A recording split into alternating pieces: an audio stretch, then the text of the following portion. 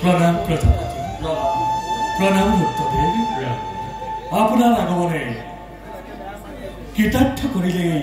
বৈকুণ্ঠপুৰী বাৰু জানিব পাৰোঁনে এই বৈকুণ্ঠলৈ অহাৰ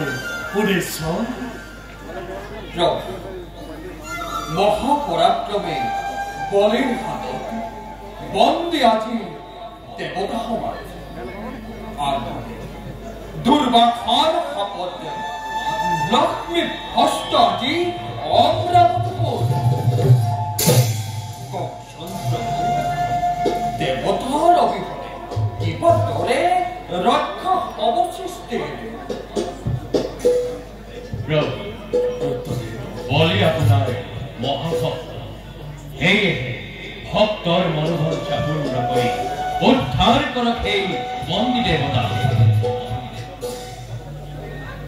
ৰুদ্ৰদেৱ দৈত্যৰ হাতত পৰাস্ত হৈ দেৱগণৰ কিন্তু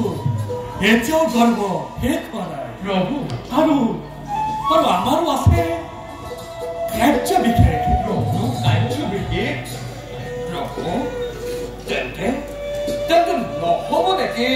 উদ্ধাৰ দেৱ সমাজৰ নহ'ব নেকি পতন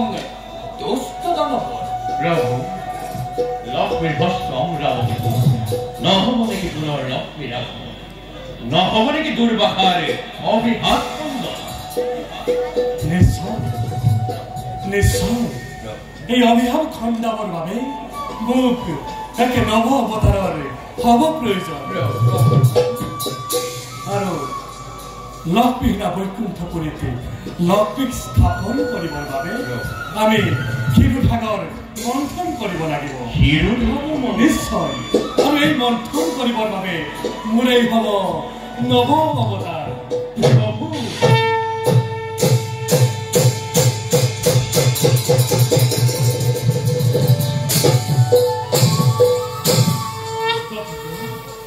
এই সকলো কাৰ্যতে আপোনালোকে আমাক সহায় কৰিব লাগিব এতিয়া আপোনালোক যাওক বলিৰ সমীপে আৰু ময়ো গৈ আছো খন্তেক পাছতে আপোনাৰ কি যে